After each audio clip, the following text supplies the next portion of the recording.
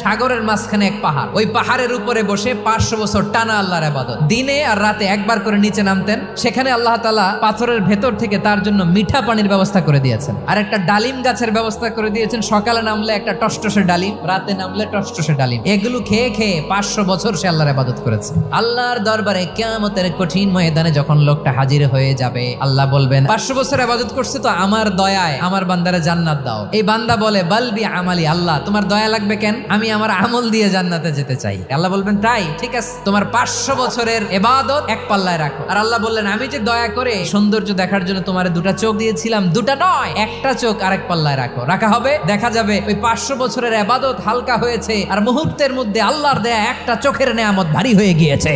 ফলাফল দেখো, হিসাব বলে তুমি এখন জাহান্নামে যাবা, যাও এবার জাহান্নামে যাও। এবার লোকটা কাচুমাচু করে বলে আল্লাহ এবার আমি বুঝতে পেরেছি তোমার দয়া ছাড়া দুনিয়ায় কেউ জান্নাতে যেতে পারবে না।